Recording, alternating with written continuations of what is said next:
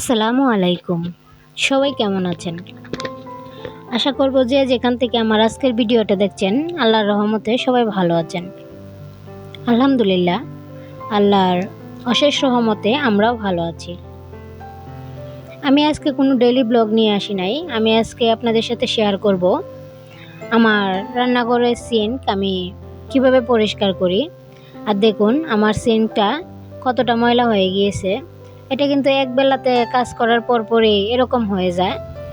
আর সাইডগুলোতেও অনেকটা কালো কালো হয়ে গিয়েছে। আমি আজকে আপনাদেরকে দেখাবো খুব সহজেই কিভাবে রান্নাঘরের সিঙ্ককে পরিষ্কার পরিচ্ছন্ন রাখা যায়। আর এটা পরিষ্কার করার জন্য কোনো সোডা বা হারপিকের ব্যবহার করব না। আমি বিনা খরচে ঘরে থাকা উপকরণ দিয়ে এটাকে পরিষ্কার করে নেব। আর আমি একটা পাত্র নিয়ে নিয়েছি আর এটাতে কিছুটা বালি নিয়ে নিচ্ছি। এই বালিটা আমাদের আশেপাশেই কিন্তু পাওয়া যায়। আমি নিচ থেকে এই বালিটা নিয়ে এসেছি বেসিনটা পরিষ্কার করা সিঙ্ক পরিষ্কার করার জন্য। সাথে নিয়ে নিচ্ছি একটু ভিমবার আর দুইটা উপকরণকে একসাথে মিশিয়ে নিচ্ছি। আমি এই দুইটি উপকরণ দিয়ে সিঙ্ক ভালো করে পরিষ্কার করার দেখাবো। আপনারা একদম অবাক হয়ে যাবেন দেখে যে কতটা পরিষ্কার হয় এটা দিয়ে। আমি এখন এটা মিশিয়ে নিয়েছি আর এটাকে ভালো করে সিঙ্কের মধ্যে দিয়ে দিব। এখন পর্যন্ত কেউ আছেন কিনা জানি না, যদি দেখে থাকেন আর আমার ভিডিওটা আপনাদের কাছে একটু হলেও ভালো লেগে থাকে তাহলে আমি আপনাদেরকে অনুরোধ করব প্লিজ একটা লাইক দিয়ে দিবেন। আপনাদের একটা লাইক আমার ভিডিওটা আরও কিছু আপু ভাইয়াদের সামনে যেতে সহযোগিতা করবে। হয়তো বা ভিডিওটা অন্য কারো ভালো লেগে যেতে পারে কিংবা উপকারেও আসতে পারে। আর যারা অলরেডি লাইকটা দিয়ে দিয়েছেন তাদেরকে অসংখ্য ধন্যবাদ। যারা আমার চ্যানেলে নতুন আছেন তাদেরকে বলবো আমার ভিডিওটার কোনো অংশ ভালো লাগলে কিংবা যদি মনে হয় যে আমার চ্যানেলটা সাবস্ক্রাইব করে রাখার উপযুক্ত তাহলেই আমার চ্যানেলটা সাবস্ক্রাইব করে রাখবেন। আর যদি সাবস্ক্রাইব করেন তাহলে পাশে থাকা বেল বাটনটা ক্লিক করে দিবেন। তাহলে আমি ভিডিও ছাড়া মাত্রই আপনাদের কাছে নোটিফিকেশন চলে যাবে। সময় করে আপনারা ভিডিওটা দেখে নিতে পারবেন। আমি সম্পূর্ণ সিঙ্কের মধ্যে বালি আর ভিমের যে মিশ্রণটা আছে সেটাকে ভালো করে দিয়ে দিচ্ছি।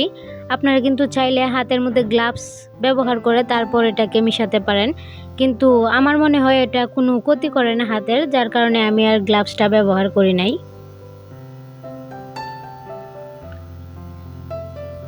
আমি সম্পূর্ণ সিঙ্কের মধ্যে এটাকে দিয়ে দিয়েছি। আপনারা কিন্তু চাইলে কিছুক্ষণ রাখতে পারেন, কিন্তু আমার হাতে সময় না থাকার কারণে আমি এখনই এটাকে পরিষ্কার করে নেব। আর এরকম যে তারের মাজনি সবার ঘরেই থাকে, আর এটা দিয়েই আমি এখন সিঙ্কটাকে ভালো করে ঘষে ঘষে পরিষ্কার করব। আপনারা একবার পরিষ্কার করলে বুঝতে পারবেন যে কতটা ভালো পরিষ্কার হয়।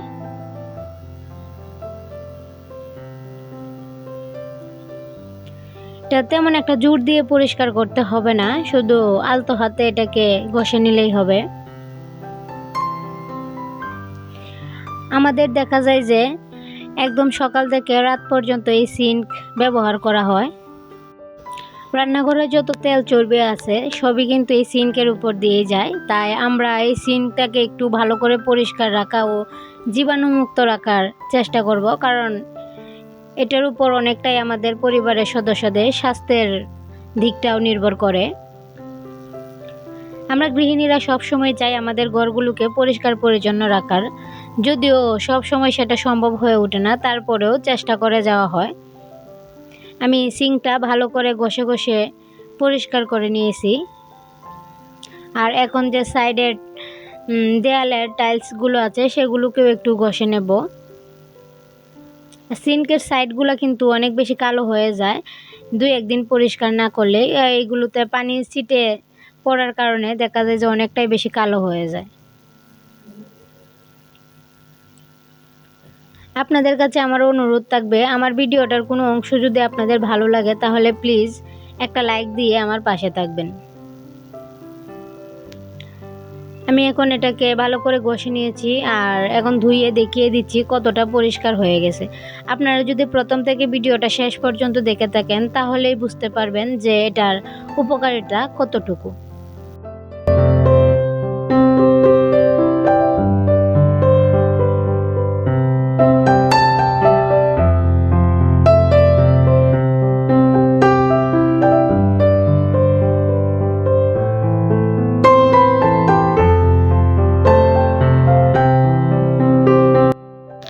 এটাকে কিন্তু ভালো করে ধুতে হবে, কারণ বালু কিন্তু খুব সহজে যেতে চায় না, যার কারণে একটু হাত দিয়ে ঘষে ঘষে ভালো করে পরিষ্কার করতে হবে বালুটা। আমার চ্যানেলে যারা নতুন আছেন তাদেরকে ওয়েলকাম করছি, আর আপনাদেরকে অনুরোধ করছি আমার ভিডিওর কোনো অংশ যদি আপনাদের ভালো লাগে তাহলে প্লিজ আমার বন্ধু হয়ে আমার পাশে থাকবেন। আর আপনারা চাইলে যে সাবস্ক্রাইব বাটনের পাশে যে বেল বাটনটা আছে সেটাকেও প্রেস করে রাখতে পারেন, তাহলে আমি ভিডিও ছাড়া মাত্রই আপনাদের কাছে নোটিফিকেশন চলে যাবে আর সময় করে দেখে নিতে পারবেন। আমি আমার সিঙ্কটাকে ভালো করে ধুয়ে নিয়েছি, আর এখন দেখিয়ে দিচ্ছি এটা কতটা পরিষ্কার হয়েছে।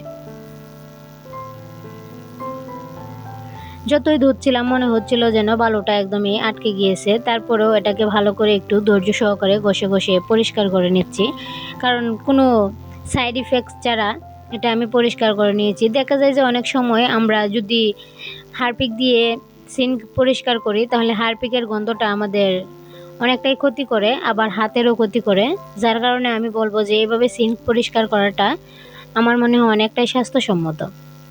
আর দেখুন আমার সিঙ্ক কতটা পরিষ্কার হয়ে গিয়েছে, আর যে দাগটা আমি দেখাচ্ছি সেটা কিন্তু আমার পণ্ডিতির কারণে হয়েছিল।